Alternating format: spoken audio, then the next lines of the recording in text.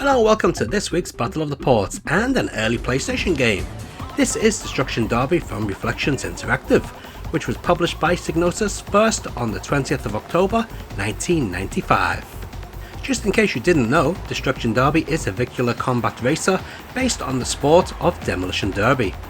The game contains 3 vehicles which all control like crap. Yes, this may have been a very technically impressive game at the time, but it sure wasn't a well-playing one due to the controls.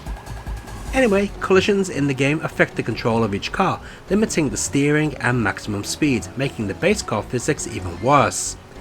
In a way, this is a nice feature, but the developers really needed to spend more time on the standard control physics in order to have the damage physics feel more noticeable. As it is, you don't really notice the handling damage physics that much.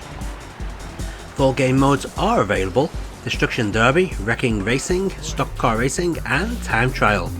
In Destruction Derby, the player earns points by destroying other cars in a large trackless arena called the Bowl.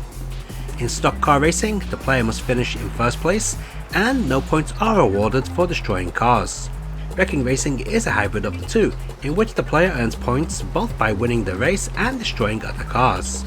Time Trial is a solo time attack mode. One nice point about this PlayStation version is that it features System Link for 2 players. As mentioned, at the time Destruction Derby was a technically impressive game that sure helped sell PlayStation consoles in the West, but just like another technically impressive Reflections game, Shadow of the Beast, that helped sell Amiga computers, the gameplay could have done with a bit more time in the tweaking stages.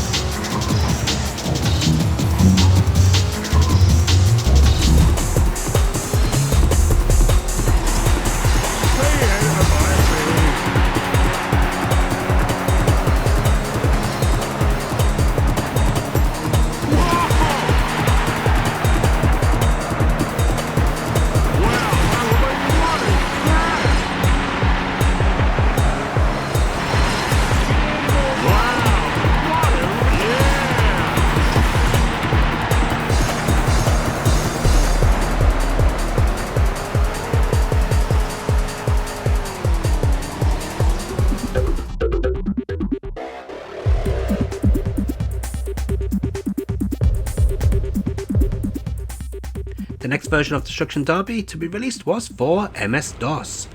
Now, being that this was on a PC, and at the time PCs were able to outperform consoles, you'd expect this to be at least visually more impressive than the PlayStation version. Sadly it wasn't. It's actually missing quite a lot.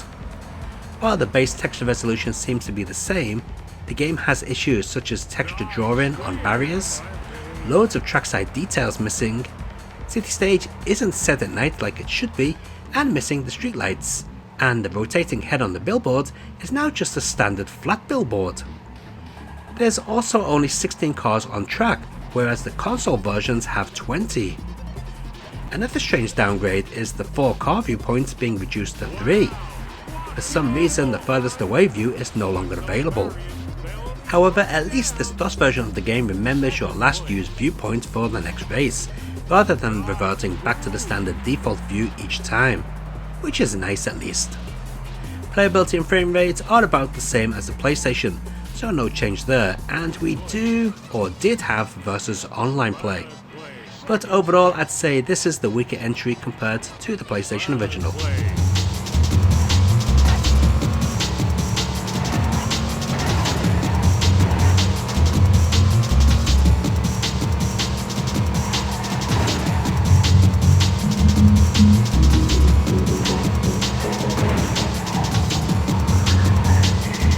Second place.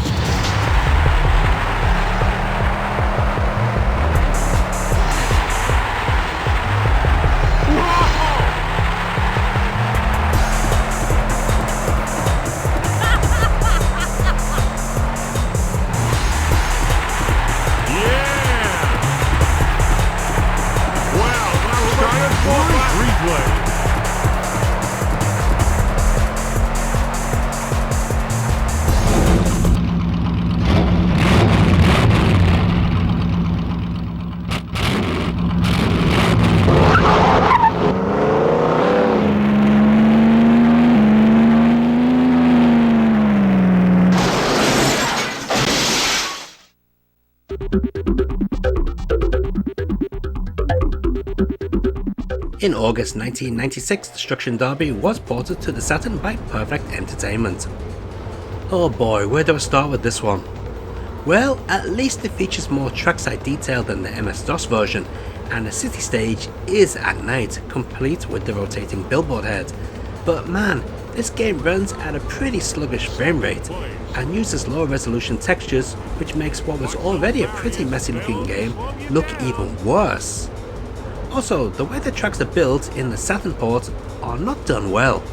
Rather than building the entire course with polygons, Perfect Entertainment have used the VDP2 to create a rotating floor that flows under the actual polygon built track. This is supposed to give the impression of ground in the areas where no polygons have been used, but the issue here is that it's poorly implemented and just slides about all over the place, and not even smoothly, as you can see here when freely moving the camera around during the replay mode.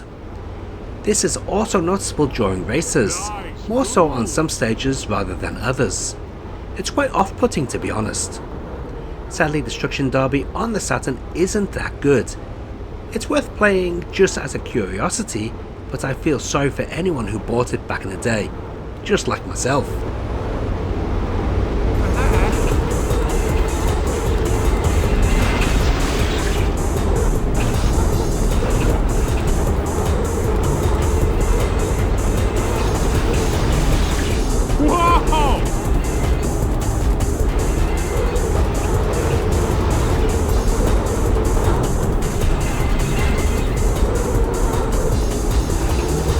Let's take a look at all those versions of Destruction Derby running side by side.